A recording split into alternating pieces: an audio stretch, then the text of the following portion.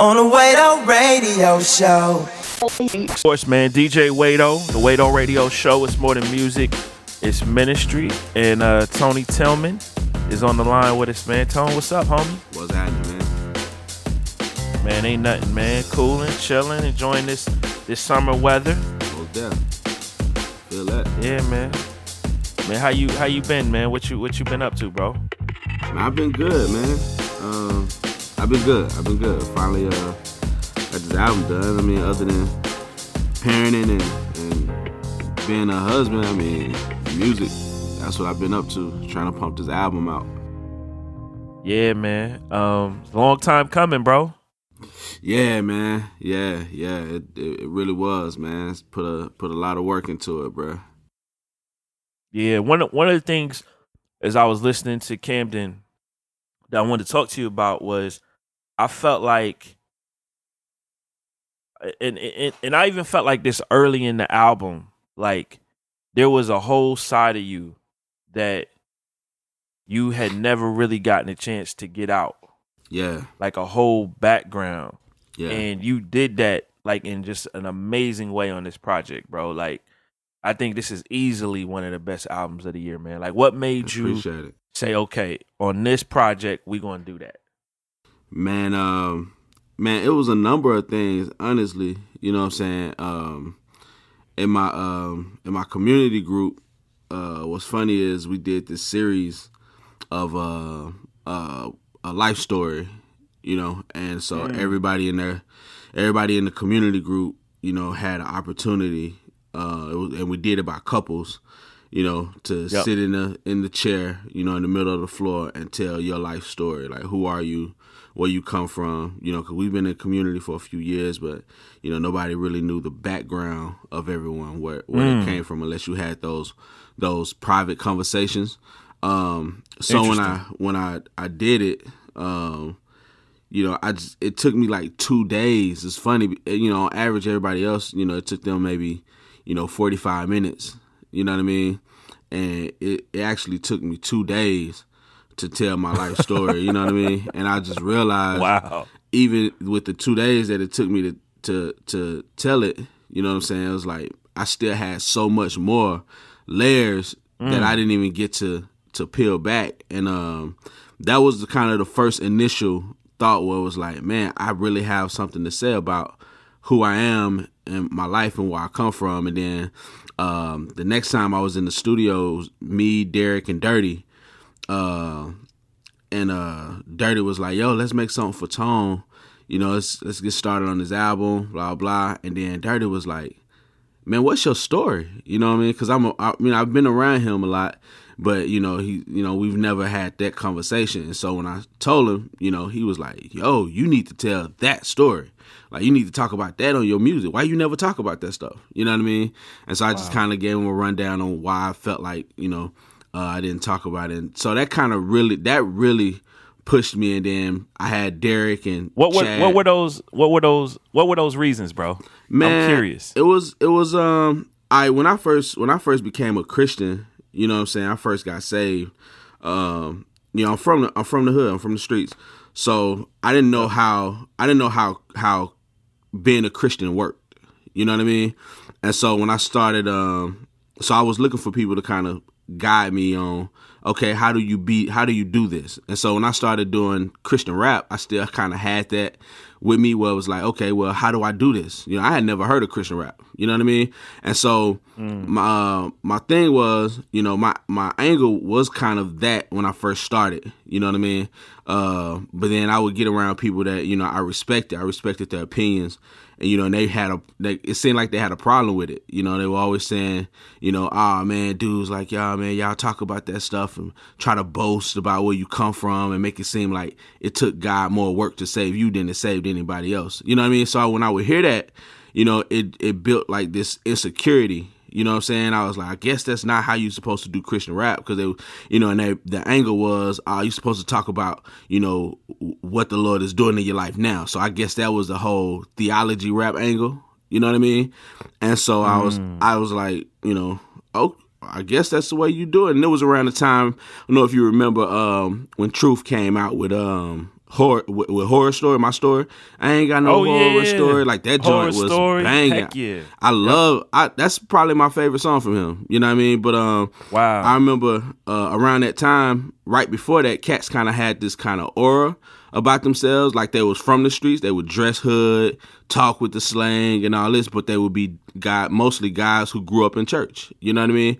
And so when he dropped that song, from my observation, it seemed like cats kind of rallied around it and felt proud of growing up in church and was like, man, we ain't got to act like that. You know what I mean? And so it became kind of a thing where it kind of felt like, you know, cats kind of became hostile toward guys who did have horror stories. You know what I mean? And I'm not saying that Truth did, you know what I'm saying? But I'm saying like the fans of that song that I was around and people that I was, you know, I kind of grew up in the faith around. That's kind of how they kind of took it. It was like, you know, at the beginning of his of that song, you got the guy who's saying, yeah, man, you know what I'm saying, I've been, you know, shot at and I shot some people, blah, blah, blah, you know, and then Truth is like, well, man, I ain't got no story like that. You know what I'm saying?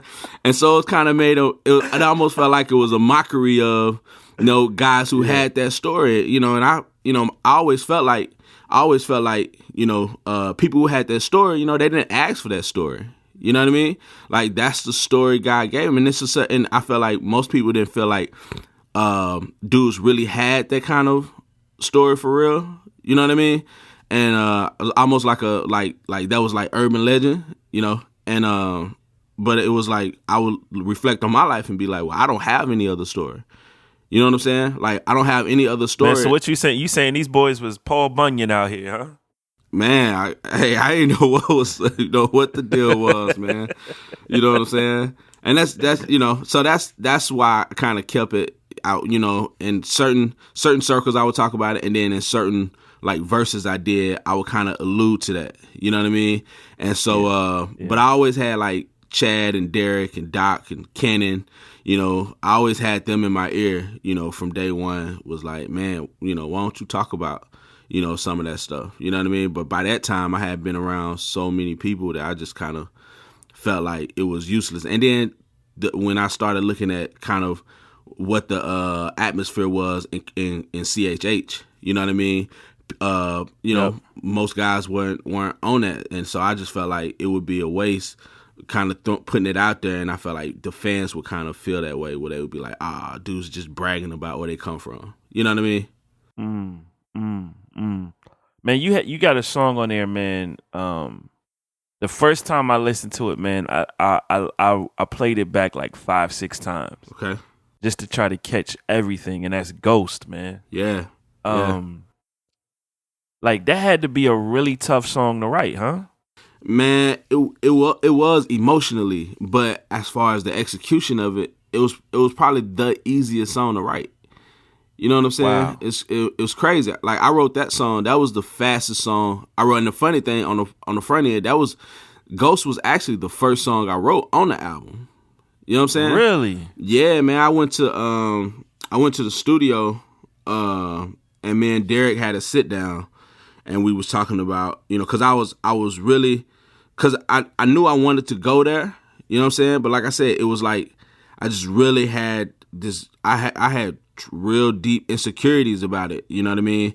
And so me and Derek was sitting down, you know, and his thing was like, man, just pull the trigger, you know what I'm saying? Like, talk about it. And he was like, man, it's not a lot of people who have that story who can talk about it for real and really be an encouragement for other people, you know what I mean? And so I went home that night and I sat down, and he matter of fact, while we was at the studio, Alex Medina had sent him a folder, and he was like, because he was done, he had just finished Empire, you know what I mean? It was before he put it out, but he was, you know, he said he was done with Empire, and he hit Alex up, was like, yo, I'm send Tone these beats, you know what I'm saying? And I went home, had them in my inbox, went through them, and heard this piano track that Alex did, and it just went from there.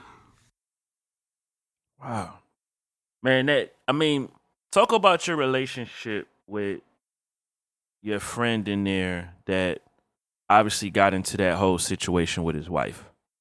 Yeah, from the angle where, like, when I first met him, when I was around him, or yeah. Nah, man, he was what's funny is like I first started. And his name escapes me, so I apologize for not saying his name. But nah, yeah, it's all good. It's all good. It's all good. But he yeah, I first met him 4th of July. Forgot what year it was. But this is probably maybe a year, 2 years before this happened. And I met him. It was like a house gathering with my cousin Tyrone. Actually, I had just recorded like my first Christian rap ever, and we was in the car listening to it, man, Tyrone, and then he was telling me about this guy named Dunn. Oh man, this dude, man, he produced, you know what I'm saying? He do music, blah blah blah, this and that. And so I met him, you know what I'm saying? And he seemed like a cool dude. He used to be a Blood. He was older than I was, but he was, from the same community. He was a Blood in our community. Had some charges on his rap sheet and stuff like that, and he was now living for Jesus. You know what I mean? And so hold on a minute. He was a Blood, and you were a former Crip, right? Yeah. He was a former Blood. I was a former Crip, and it's funny because how did that even work, bro? Man, just the power of the gospel. Like, cause he wasn't a Blood no more. Like when I first met him, we were Christians. You know what I'm saying? Yeah. Yeah. So it's like kind of, it was weird because I was still a babe. You know what I'm saying? And I still struggled with, with Bloods and Crips stuff. You know what I'm saying? Like, I had to force myself to get over it because of, knowing that I was in Christ now and that was the old me. But I still had to go through the process of, sanctification and actually like really get over it. So I would be around dudes of colors and it would bother me. You know what I mean? And so, but it was cool. It was cool.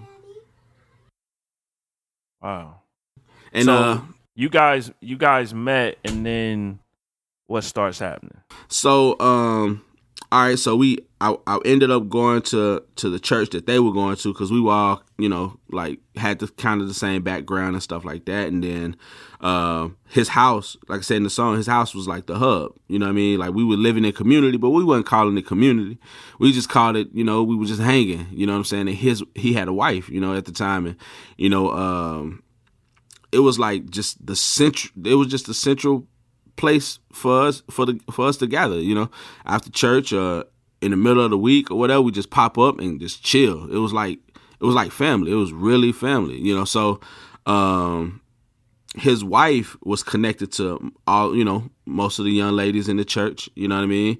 And it was a beautiful thing, man. It was a real beautiful thing. And so Tyrone suggested that we had a rap group, you know what I'm saying? And we called ourselves Infinite Minds, you know what I'm saying? And we started recording music. Infinite Minds, man. Infinite Minds. I'm gonna have to say, I might send you that album, man. I still got it, man. So that's the lost files, man. But yeah, so man, just young dudes trying to do something positive in the community, man. So, and it was crazy because it's it's small. We were the only, like, we were known as Christian dudes because other dudes our age was still in the streets. You know what I'm saying? Yep. Like we was almost the only dudes that was of our breed. We were the only dudes really pursuing Christ like that. You know what I'm saying? Who came from, because my cousin Tyrone was a Crip. He was an insane Crip. I was a neighborhood Crip. Dunn used to be a Pyru Blood, and then Donovan, I don't think he claimed a set. But he hung with like some dudes. They were like, I don't know, they was weird, man. It was like they called themselves the dark side or something like that. It was like Satanists or something like that. It was crazy. But that was the background. Everybody else that we knew was still banging. You know what I'm saying? It wasn't heard of for guys to come from that life and become a Christian, And so we kind of gained kind of a popularity in the city because we rapped and we had a local radio station and they would play our songs on the radio. You know what I'm saying? And so we would go, local churches and surrounding cities, surrounding towns, El Dorado, Magnolia, places like that, and places like those, and rap, and share the gospel. And so it had got to the point where he started drifting off. We didn't hardly see him no more. you know, and he worked a lot, you know, we knew he worked and stuff like that. But like I said in the song, you know, nobody really questioned it, you know what I'm saying? Like my homie, my cousin Tyrone, he was always connected with him, and then he would be like, yeah, you know, he working a lot, you know, this and that. And then I always kind of had, you know, in my head, you know, like something was going on. I don't know what, but something, because I was still struggling too, you know what I'm saying? And so I was like, man, you know, I think. So you figured if you're personally still struggling, this guy has to be struggling because he not coming around as much. Exactly. You know what I'm saying? And so I was like, it's my partner. You know, let me go check on him. You know what I'm saying? Let me go see what's up. You know, see how, because we hadn't been to his house. You know what I'm saying? Like I said, his house was like, that was the gathering spot. We get there sometimes, and you know, sometimes we're busy, or you know, sometimes most of the time he's not here. You know what I'm saying? That's what we get from Tina. And so I went after Sunday one day, you know what I'm saying? Because he said he worked graveyards, you know what I'm saying? He started working graveyards. So one Sunday morning after church, you know, I just popped up, you know what I'm saying? And I was like, yo, what's up, man? You know, back up, I saw Tina, and she did like I'm walking through the house, and when I'm walking through the house, she's like, Tone, you need to talk to your boy. And I'm like, yeah. For what? You know what I'm saying? Like, what's up? And she was like, well, you know how female, you talk to him. You talk to him about it, you know? And I'm like, all right. You know what I'm saying? I never saw myself as an authority for that. Because you mentioned that in the song, like, could you tell there was like something like just even off in how she said that? Like, did she have like a weird facial expression, like, you know what I mean? Yeah, it was with attitude. You know what I'm saying? Like, I got, you know, 3 sisters, so it was with the neck. It was what we would characterize and stereotype as the neck pop. You know, you need to talk to your boy. She had the neck like, oh, you need to get this dude. Yeah, get your boy. Yeah. I got you. Yeah, so that's how it was done. It wasn't like on some, like, you know, Mission Impossible secret message like, hey. You know, it was like, you know, like I'm tired, you know, like, man, I'm tired of this fool. Like, yo, you need to talk to your boy. You get on my nerves, you know, kind of like that. You know what I'm saying? But she was serious. You know what I'm saying? And so when I approached him, you know, that was kind of his personality. He kind of, you know, he really kept stuff private. Didn't really talk about a lot of his own personal life. And I got that because I was kind of the same way. You know what I'm saying? That's just street dudes. You know what I'm saying? Like, don't really talk about, you know, unless, you know, you've been around long enough where they consider you as, you know, like, this is Siamese twin. Like, you joined at the hip with me. You know what I'm saying?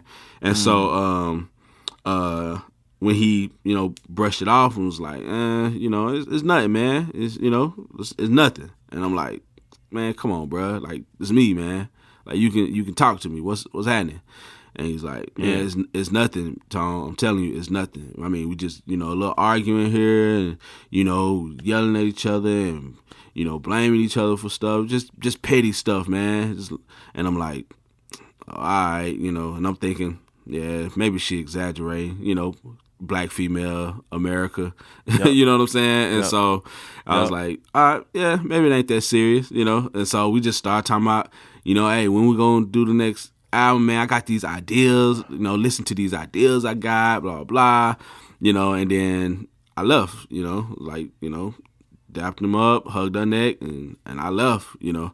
And so a couple of days later, I was helping the sister move from our church. She was moving into a new house, and I was helping her move, and I stopped to get gas, and some dude rolled up on me and was, you know, and because of, you know, people knew us in the city, you know, that was, he said, hey, yo, man, I heard one of your partners, man, your rapping buddies, man, they about to go, the police looking for him or something like that, he said. And I was like, man, who you talking about? Who you talking about? And he's, man, I don't know his name, man. It's just, they call him D, something D, you know, and he used to go by Rock D. You know what I'm saying? And he was like, something D. Man, I can't think of his name, but y'all rap together, man. I be hearing y'all on the radio and stuff. And I'm like, so you didn't even know this guy? I think I knew I can't remember who it was. I knew the guy, but not like we had no relationship of any kind. Like you had seen them around before, but you ain't really. Yeah. Like it's small, small community. Everybody knows everybody, as some way, shape, or form. You know what I'm saying? And so, but in the town, it was more guys who was like trying to break into mainstream radio. So they will take local cats would take songs up there to the radio station too, and they would play their records. You know what I'm saying? And so I just figured he had me mixed up with one of them dudes. You know what I'm saying? Because I'm like, nah, not my dudes. Like, nah, ain't no police looking for them. Like that. Yeah, because he mentioned, like, man, I heard he killed his wife last night. That's extreme. Like, nah. Right.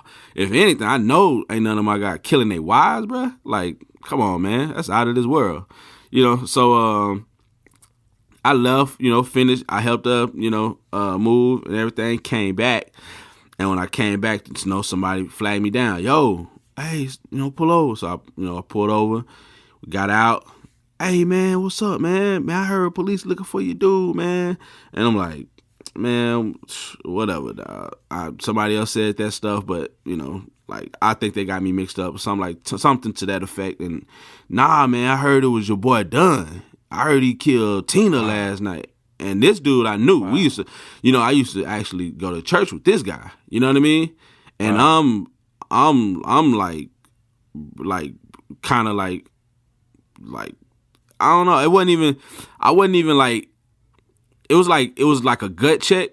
You know what I'm saying? But it was still like, dude, that's dumb. Like and it kind of made me angry. You know what I'm saying? Because I felt like it was one of those like just a rumor. Felt like it was like, okay, here we go with the situation. But then like all in kind of the same moment, I remembered when she stopped me at the door and was like, you need to talk to your friend. You know what I'm saying? Like, you need to talk to your boy. And I'm thinking like maybe he beat her up. You know what I'm saying? Maybe he, maybe they got into it real bad or something like that. And then a neighbor probably heard it. And then, somebody probably called the police. He had to leave because they had a problem before that. She ended up, she actually left. You know what I'm saying? And I didn't know this till later on. A matter of fact, I didn't know this until I actually did the song. Because after I wrote the song and recorded, I sent it to my homeboy Tyrone and to a couple people that was involved and was like, yo, do you think this is tacky to put this on my album? And do you think I represented the story, correctly? You know what I'm saying? And then from that, they called, Tyrone called me and we ended up having like this 3-hour conversation of a lot of inside stuff that he knew that he never even talked about. You know what I'm saying? Wow. And it was like, man, and it was funny because everybody felt the same way, where everybody felt like, man, I didn't do enough to help. You know what I'm saying? And so, but during this time, I'm thinking they got the perfect marriage and relationship. So I'm thinking maybe they had, an argument or something like that, and it just escalated. And people think, oh, it went from people saying he beat her up to people saying that he killed her. You know what I mean? It's, people start rumors, man. And so, I'm like kind of playing it off like, dude, like, yeah, right. Like, get out of here with that, dude. Nah, man, I'm telling you, man. I think it's true, man, blah, blah, blah. And he's talking about who told him and, some credible people. But I'm like, nah, that's nonsense. So I get on the phone, hop in the car, get on the phone, hit him up, like, on some, like for to tell him, hey, bro, or ask him, yo, did y'all get into it or something? And, he didn't pick up. So I'm driving and I see this dude named Princeton. You know what I'm saying? We used to actually rap with him. And I stopped and I put him in and got him in the car. He was still in high school. And I was like, yo, man, I heard, did you hear anything about Dunn supposedly had killed Tina or something like that? And he was like, man, somebody said something like that, but I don't know how true it is. So I was like, man, let's go to this fool house. You know what I mean? Like, and it was like, let's go to this fool house and let him know people saying he killed Tina. It was like that kind of a conversation. Yeah. So we rolled over there. In your mind, you still thinking he didn't kill her. This is just a really bad rumor that we gotta stop. We gotta deal with. Yeah, we gotta deal with this. Because I'm thinking maybe he don't even know that people are saying this. Because that's how rumors are. Yeah. People don't say it to your face. Yeah. You know what I mean? They just, say it behind your back, and then you somewhere and you'll meet that random person who has no filter and be like, yo, man, I thought you did X, Y, and Z. I heard you did, So we pull up, and sure enough, police tape around the house. And even then, what's funny is, now I've seen the yellow tape numerous of times, and I know when the yellow tape is out, there's a body around. You know what I'm saying? Yep. And so, but when I saw it, I still was in denial and was like, dang, maybe he did beat her up. You know what I'm saying?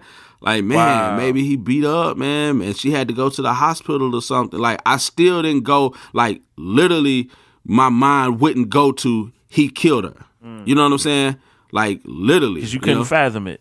Yeah, I couldn't imagine that. My mind couldn't go there, you know? And so I got on the phone, I called Tyrone, you know, and I'm like, bruh, like, yo, did Dunn beat up Tina or something? You know? And I explained, man, I'm at his house and, you know, it's taped off, you know what I'm saying? Stuff like, yo, what happened? Did you hear anything? And he's not saying nothing. And I'm like, yo, hey, bruh. And he's like, man, yeah, man, yeah, man. And I'm like, what happened? Like, what's up, man? I was like, because people saying he killed her, you know what I'm saying? And he was like, yeah, man, it's true, man. She gone. He was like, man, I'm with her family right now.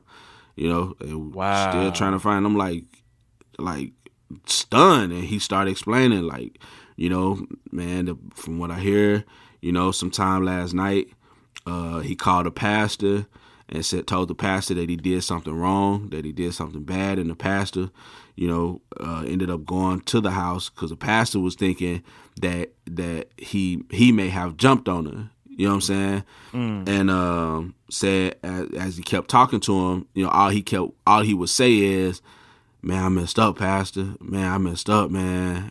Cause we used to call him Pastor D. His name Pastor Davis. We used to call him Pastor D. Man, Pastor D, I messed up, man. Said the pastor was like, yo, man, it's all good, man. We'll get over this, man. We'll fix it. He was like, nah, man, she gone, man. She gone, man. And said, so the pastor's telling him, like, on some, like, he was like, yo, like, man, it's all right, man. We'll get her back, man. Nah, man, we can't get her back, man. We can't get her. But he would never say what he did. You know what I mean? And so he said, so the pastor started getting concerned and it's like 2, 3 in the morning. It was like, so the pastor started getting concerned, you know, and he ended up going by. And when he went by, he called a music minister to come by, you know what I'm saying? So before he go in the house, because he thought maybe he was suicidal or something like that. And went in the house, you know, house was unlocked and found Tina in the bed and the kids was in the next bedroom sleeping. Dunn was gone. Wow. Yeah, man, it was rough, man. Yeah, he said that, man. I lost it, man. It was a very sad day, man. Very sad day for me. You know what I'm saying? Like we really cared about that family, man. And I was a new believer. You know, it was like the first group of believers, you know, that I was around that I really took a lot, you know, because I come from a broken home. You know what I mean? Sure. And so having this community, this is like your first family, bro. Yeah, it's like my first family. You know what I'm saying? I was close to my mom. Don't get me wrong. I was close. You know, I you know, she hated me. You know what I'm saying? But it was a situation where it's like, that's Mom Dukes. You know what I'm saying? Like, yo, this is T. Jones. So my sisters and brothers, you know, big family, you know, 5 kids, single mother, like we was tight because we had to survive, you know what I'm saying? And so, but it was still a broken home. We had our issues and stuff like that. But in this community, there wasn't real issues like that. Like for the most part, we all got along, and you know, I mean, it was lovely. It was the golden age of my life. You know what I'm saying? I grew, I learned a lot. You know, I learned a lot of positive, like that's why I learned how to be a Christian, you know, it's from them. And to see that happen, man, really, I mean, it destroyed, and I didn't know what to feel or what to think because it tested my theology, you know what I'm saying? Like it tested what I knew as a babe in Christ, like, you know, when it came to, you know, can you be a Christian and do bad things? You know what I'm saying? And it's like, it was crazy because the church wanted us to denounce him, you know what I'm saying? They all, you know, was like, he's the devil, you know, he's evil. And I didn't see that in him, you know what I'm saying? Like, I saw a godly dude, you know, and it really made me understand Galatians 5, when it talks about the works of the flesh and the works of the spirit, you know what I'm saying? And it talks about the fruit of the flesh being, murder is one of them. And I really had to put that in perspective of like, as crazy as it sounds, murder is no different than lying. I had to look at it. I really saw that from that angle because I was like, no, I know this dude. Like I've lived my life around it. We did life together. I know this dude. You know what I'm saying? And it was like I just couldn't come to a place where I was able to say he's the devil. I just saw him he's a believer and he just made a terrible mistake. It's just sad that the mistake that he made, it just cost someone their life and ruined the community. You know what I'm saying? And so the consequences were a lot deeper and a lot harsher than if he stole something or robbed a store, robbed a bank. Because I felt like if a Christian robbed a bank, that don't stop them from being a Christian. You know what I'm saying? Like that don't mean they're not a Christian because they robbed a bank. And it really tested my faith on, man, if somebody murders somebody, if somebody kills somebody, regardless of how senseless it is, you could be a Christian and actually fall into that. You know what I'm saying? And it was it was deep, man. The church, it was like they kind of started it was almost felt like they was kind of disowning us because we like, we come from gangs, man. And we was like, man, that's my dude to the end. I don't condone what he's done. You know what I'm saying? I don't condone what he's done, but we was like, that's still my dude. Like we had too much invested in that relationship to just be like, man, I don't know that dude. Or I ain't with him. Like, nah, man. Like this dude made a mistake. Let's find out what happened. Let's find out why he did it. And let's find out what he is mentally. And then when they actually caught, he turned himself in. And my cousin Tyrone was doing like prison ministry stuff. You know what I'm saying? And they let him go into the cell with him. And he said he had to sit down. He never asked him why he did it. But he just said, Dunn just kept asking him, does this mean I ain't saved no more? You know what I'm saying? It's like, does this mean I'm not a Christian no more? And he said, he shared, talk. They cried together. They talked, and he let them know, man, it's a long road ahead of you. You know what I'm saying? You got to live with the consequences of your actions. But he preached the gospel to him and reassured him in his faith, like, man, the Lord still loves you. You know what I'm saying? Like he's gonna discipline you, and you're gonna have to deal with this. But it don't mean you're not a Christian. And from that, it was like we just moved. Gang, ex-gang members, loyal dudes, man. You know what I'm saying? Loyal to the end, like ride or die. That was the motto, and even as a believer, that was still my motto. Ride or die. And so I talked to him. I wrote him a few times after that. You know what I'm saying? And then we just kind of stopped writing. He stopped responding. Yeah, man. It was it's been a while. It's funny because after the album dropped, I went back and pulled some of those letters out and read those letters, and it was weird. I remember when he used to write me, and I used to kind of feel weird about his letters because he would talk. You could tell. Like I don't really know what the mentality was. I just remember reading his letters and feeling like they were like Paul prison letters or something. You know what I mean? Like the language, and it was kind of odd. He was just talking about prison life and what it's like in there, and you know what I'm saying, how he's continuing to share the gospel with people, and you know what I'm saying, really get involved in like the chapel work and stuff like that. And he was always encouraging, like, man, keep doing your music. Like, keep doing that. You got a gift. So it was it was a hard time, man. That's tough, man. How long is he locked up? Did he get life? Nah, he got they charged him with capital, first degree capital. But he I think he pleaded out for a second degree, and they gave him I think it was like 34 years. So and in Arkansas you have to do at least 70% before you're even eligible for parole. So yeah, he got a while, bro. Yeah, he got a minute, man. I think about him a lot, man. Like I pray for him a lot, because I'm like, man, that's got to be pretty rough. You know what I'm saying? Like that's got to be pretty rough to go from the life he had to now, and then he has to live with that. You know what I mean? Like, I don't know why he did it. You know what I'm saying? No, I really, like, it's hard for me to come to a place where I believe she was unfaithful. You know what I'm saying? Not that you know is not that she deserved it if she was. You know, she definitely didn't.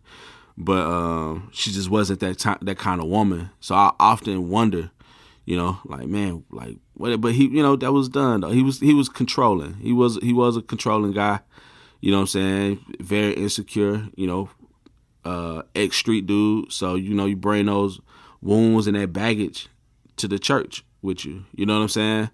And I just feel like, you know, in his walk, his sanctification walk, you know, like trying to learn, I just feel like it was just a lot of struggles that he just didn't get over. You know, and it just happens to some people, and I think probably his anger was probably one of them. You know what I'm saying? And you know, I don't know. Like I said, I don't know. I went in that bedroom, you know. So yeah. How long after this happened did you move to Tennessee? The next year. That happened that August, and I moved to Tennessee that January. So this is August of 04. August of 05. 04, you moved to Tennessee that January.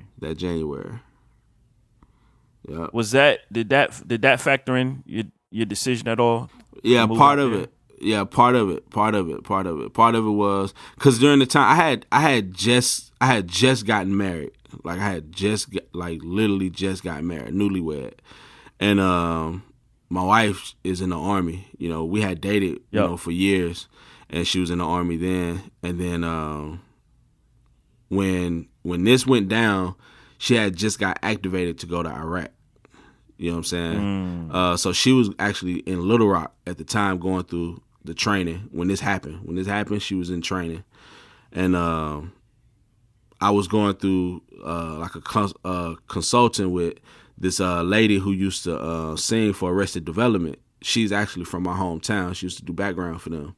And she had moved home to take care of her dad. And she heard one of my songs on the radio, so she was consulting me in kind of like music business stuff, or not music business, but just kind of giving me like, this is how, you know, this is how you be an artist. You know what I'm saying? Yeah. And so she was always saying, man, you gotta, you know, there's not a market for Christian rap in Arkansas. She would always say that. You know what I'm saying? She's like, man, there's not a market here for that. You know, you got to get out of here. You know, go to L.A. or go to New York. You know, go to Atlanta, you know what I'm saying? And so, you know, like, I used to tell her, like, I got a wife, you know what I'm saying? I'm working. Man, I got to take care of a family, you know what I'm saying? And so when my wife got activated to go to Iraq, you know, my thing was just stay home, work, you know, let her stack bread. We be set, you know, cost of living is super low in Arkansas. We going to be set, you know, but then once that went down, that really ruined it for me. Because I always wanted to get out of the city, you know. I always wanted to get out of Camden, because I felt like, you know, the history I had there and stuff. I just wanted to go somewhere else and have a quote unquote new beginning. You know what I'm saying? And so when that went down, you know, that really made me feel like, I think I need to leave. You know what I'm saying? I had a cousin who lived in Nashville. Well, he lived in Clarksville, and I moved away and stay with him not that January, that February, because it was around the time around All-Star Weekend. And I moved in with him and was like, you know, went and found a job, started working, met Doc Watson, eventually meeting Pro, Derek Minor, who was Pro at the time. And then I think 06, 07, one of those years is when I really started putting music out. That's when I did, I Preach Christ, I think 06, yep. 07. You know, that was my joint, bro. yeah. I remember I did that interview with you. Like, it was the first interview I had ever done. The first interview. Oh, that's crazy. I didn't know that, dog. Yep.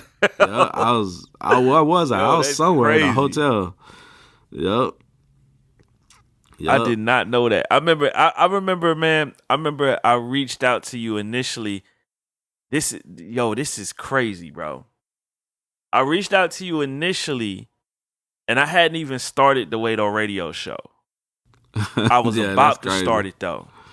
Yeah. I was about to start it, and we were doing this event at my church, and I wanted to get you out here, but I ain't had no money. I ain't had nothing, and you was trying to figure out how you could make it happen. Yeah, and it was just like it's just too far to come for nothing. You know what I'm saying? Like, and I was like, man, put me in the chamber. I'm ready. Like, it's whatever.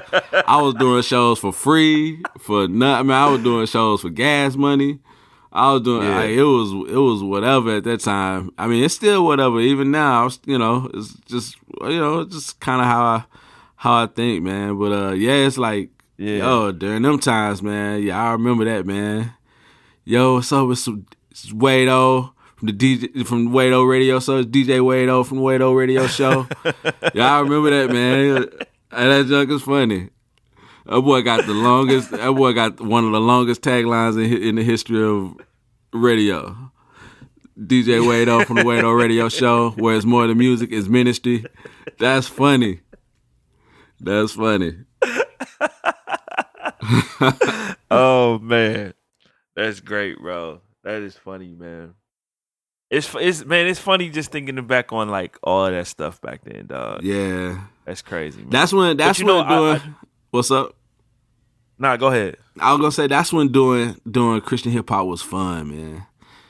Yeah, that's when it was fun. It was pure. You know, you didn't have the overhang of a lot of stuff that you got now. You know what I'm saying? It was like it was just everybody saw it as just a band of brothers in this world of Christian rappers, Christian dudes who want to impact the world, who didn't care about, you know what I'm saying, a lot of the stuff that we care about today. You know what I'm saying? It's like that, like, you know, doing shows. Like, Muzz didn't care, man. I'm doing this for the Lord. You know, how much you charge, man? I don't charge nothing. I do this for souls. You know what I'm saying? I do this for souls. That's what I do this for.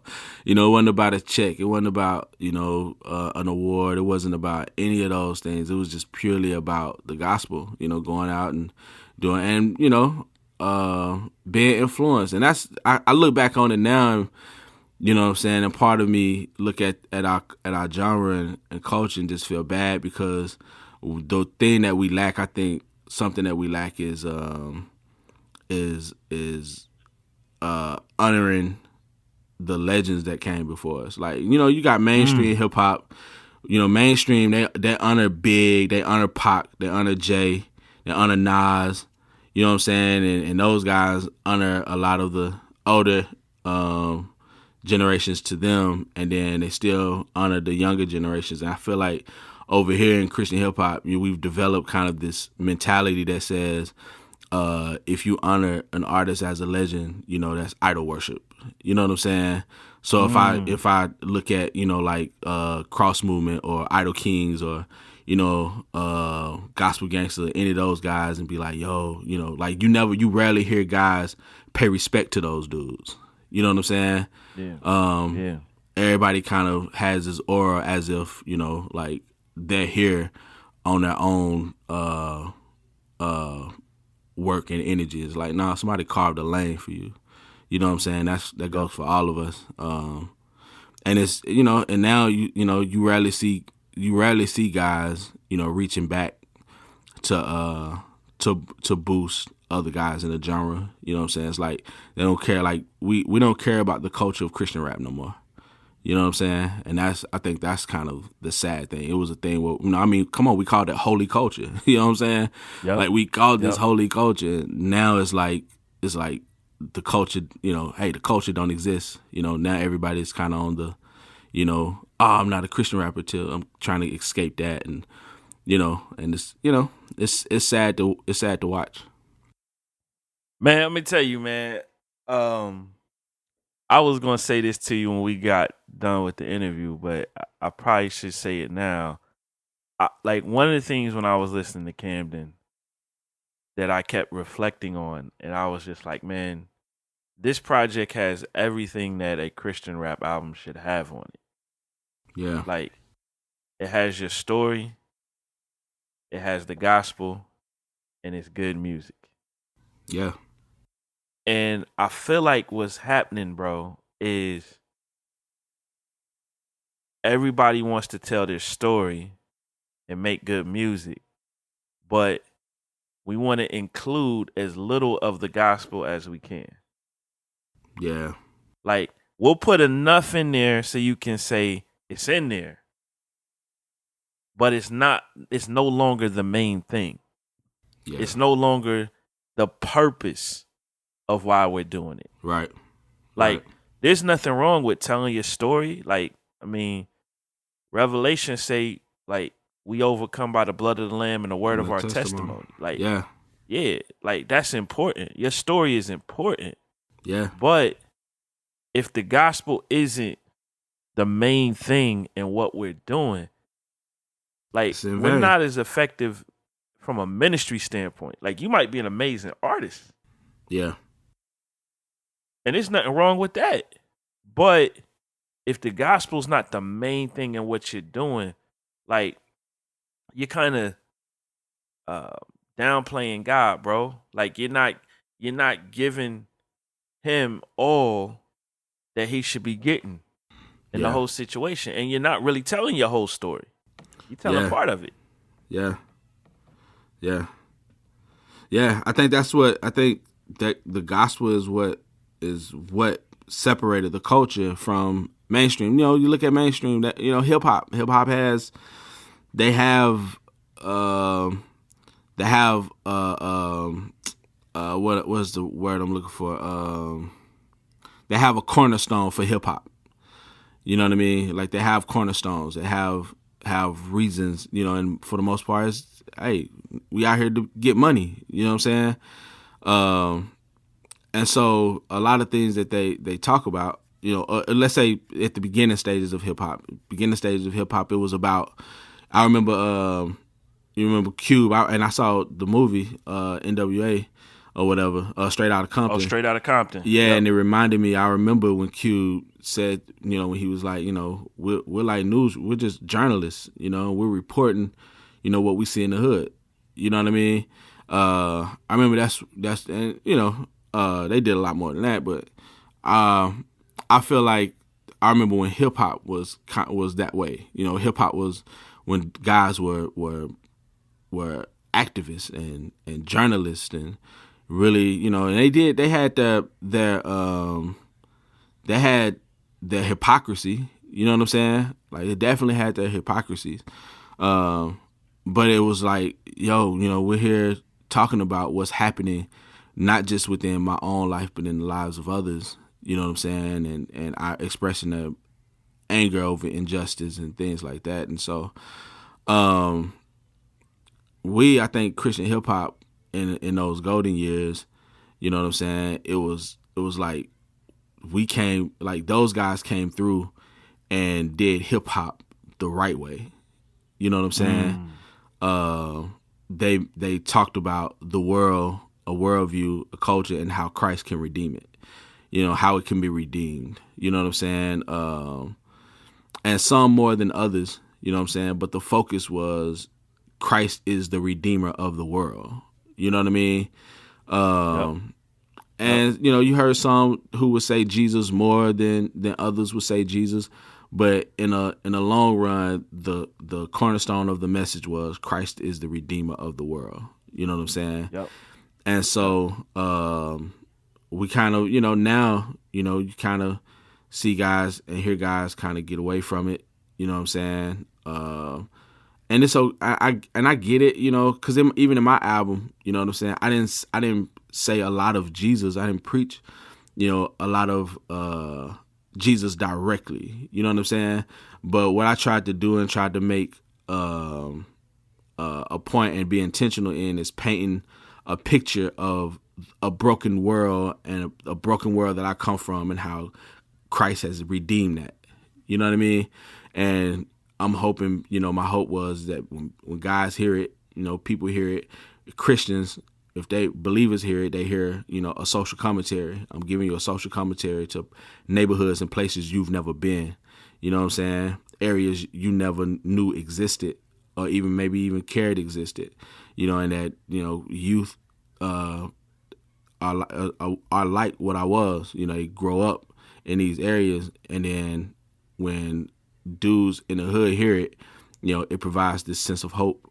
And because the thing about hood dudes are spiritual. You know what I'm saying? They may not be very religious, but they're spiritual. And so you hear the album and you're like, this is a Christian dude. You know what I'm saying? And he come from where I came from. Look at what God did with his life. And for the most part, a lot of dudes just feel, because that's how I felt. I felt like God wasn't for me. You know what I'm saying? Like God hated me. God didn't like me. And I feel like that's the balance that I tried to bring on this album. You know what I'm saying? Was a balance of enough of the story, enough of my own story, but then also couple that with, Christ was the redeemer of my story. You know what I'm saying? Like if it wasn't for Jesus, if it wasn't for God, like I wouldn't be here today. You know what I'm saying? And I feel like I just personally, and, take it for what it's worth. But I just feel like you got guys, don't get me wrong, you got guys doing that. You know what I'm saying? But for the most part, you see the wrestle with kind of fighting, trying to find like the formula for success. You know what I'm saying? And I think the gospel kind of gets lost in that shuffle sometimes. Man, that's deep, bro. Because like I almost feel like, bro, like our ideas of success is what has shifted a bit. Yeah. No, because it's like definitely has. If we just look at success purely as record sales, concerts, awards, Instagram followers, Twitter followers. Yep. And not necessarily on how I'm impacting people's lives with this. It's like you can have all these numbers, but not necessarily have the right impact. And let me say this, bro. One of the challenges I see is that like the younger generation of artists that's coming up, like the young cats, it's like, 16, 17, 18, 19, 20, 21, 22, like they, early 20s, teenagers, like they just want to be famous. Mm-hmm. Like you don't even hear them talking about how they want to impact the world. Mm-hmm. Like it's just like, man, I just want to be famous. I want to get out there. Right. I want people to see me. I want people to hear me. Yeah. Yeah. How do we get it? How do we get them to get back to the basics, the main thing? Checking them, like straight up, like that's what happened. That's what used to happen to us. You know what I'm saying? Like yeah. You had guys checking us. Like you had dudes that was there that would remember. I remember back in, 08, 09. Don't get me wrong. I understand times change. You know what I'm saying? But I think what really changed was you didn't have voices of leaders anymore. You know what I'm saying? Like you have dudes who were vocal in the culture. You know what I'm saying? Who took a stand and was like, we're leading this culture. You know what I'm saying? And I think now those leaders have, quote unquote, I guess, moved on, and they just kind of like, yo, I'm out here doing something else. Not really concerned about that. Like, we go to this extreme of, I feel like we've gone to the extreme of saying, let me reach the lost, you know what I'm saying? And then there are young dudes and young believers who are coming up after us who are looking up to us and trying to find their way in, okay, I feel like I'm called to do this, and they're trying to figure out how do I do it, and they just kind of doing it the way that they know how to do it. And you don't have a lot of leaders, saying, nah, that's not the way to do that. Let me show you how, let me help you And then you got young dudes who really don't want to hear it. I just feel like a lot of people are hurt. The culture's damaged in a way. You know what I'm saying? And it's you don't see a lot of quote unquote judges being raised up. You know what I'm saying? People who can accurately and biblically judge the culture and be vocal about it. You know what I'm saying? And really help guide people along. And I think a lot of people, some people don't care. You know what I'm saying? Like some people really don't care. And some people don't respect, CHH as a culture. You know what I'm saying? They don't respect it as a culture. Yeah. People just kind of worried about their own success, their own platform, their own real estate. People trying to protect their own real estate. You know what I'm saying? And so, and it's deep when it comes to about impact. You know what I'm saying? Like we don't even stop and be like, yo, if something is dope and this is dope music, and that's what I'm saying with the judges. Like, who's validating that? You know what I mean? Like, who's doing the validation of the music? Of saying, yo, this is dope content. And you see dudes do it, but they do it for certain guys. You know what I mean? But they don't do it for the culture as a whole. To help the culture continue to grow and to continue to stay on the right path, if you will. You know what I'm saying? So you'll see a lot of validation of guys, who just have the platforms. You know what I'm saying? Not the platforms, but the following. If you got, 30,000 followers on Twitter, you're considered successful, and you just automatically assume, that music is great. And it's like, that's not necessarily true. You know what I'm saying? Yeah, it's not necessarily true. Oh, man. You keeping it so 100 right now, man. I love it, man. Man, Tony, man, just a reminder for everybody listening, man, Camden is in stores right now, man. Great project. You really get to see the background of where this brothers come from and how the Lord has changed them, man. You know what I mean? Yeah, man. Yeah, bro. What you got playing the rest of the year, man? Just in terms of just like, promotion and, I don't know if you trying to tour or do more music videos or any of that stuff, man, but what you got coming up, bro?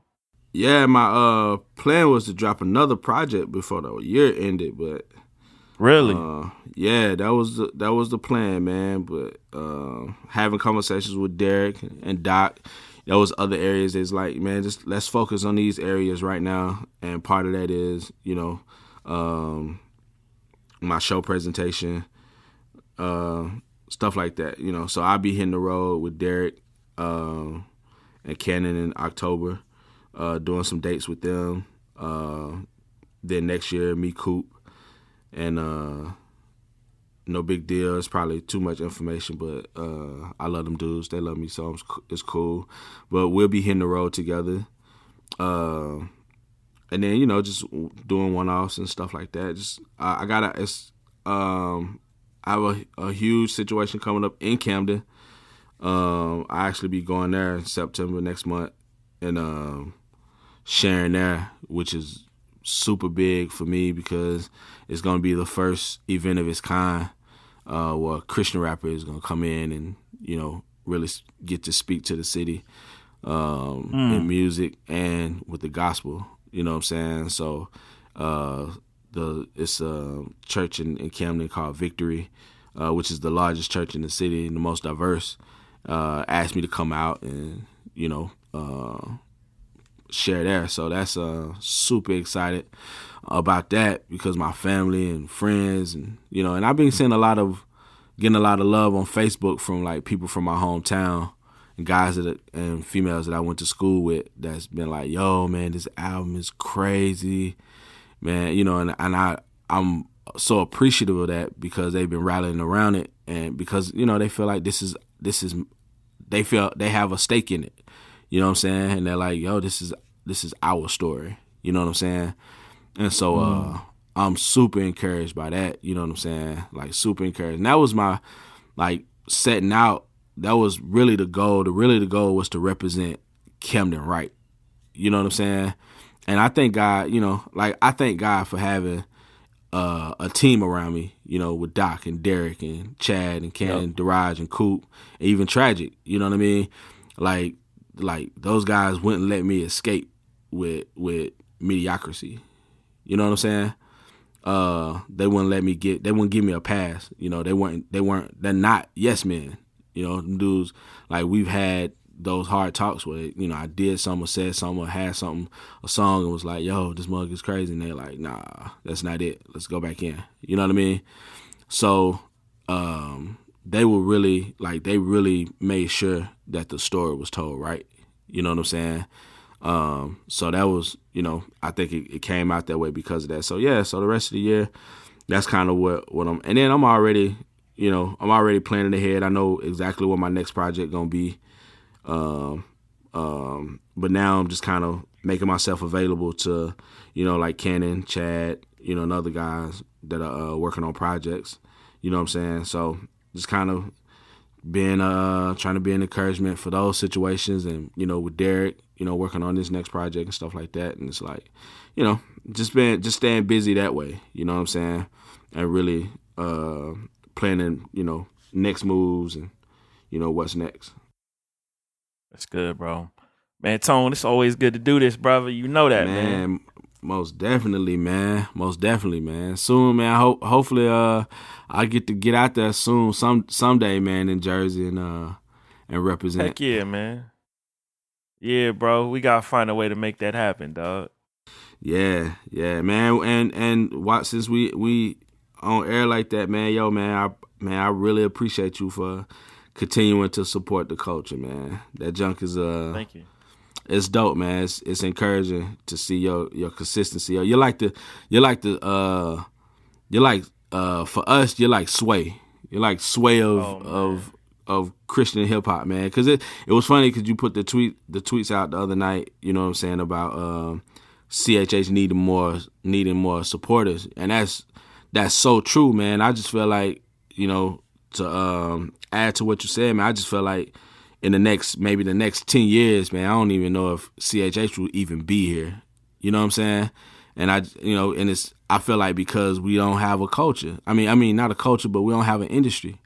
You know what I'm saying? Christian rap doesn't have an industry. It doesn't have any Christian promoters, Christian bookers, Christian, you know, not Christian, but, you know, Christian rap. You know, we don't have, you know, any Christian rap radio. Like CCM has, you know, CCM radio. Gospel have gospel radio.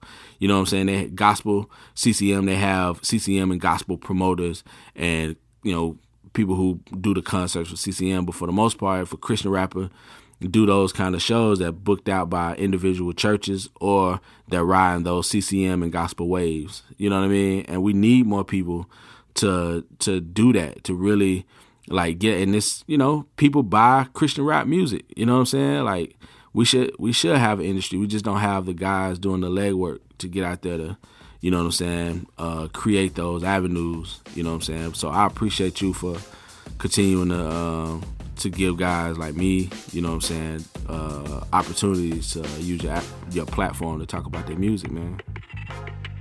Man, thank you, bro. Man, what you just said, we could have a whole other interview about the future of Christian rap. Oh, man. That's good, bro. On the Way Radio Show. On the Way Radio. On the Way Radio Show. Where it's much more than music, it's ministry.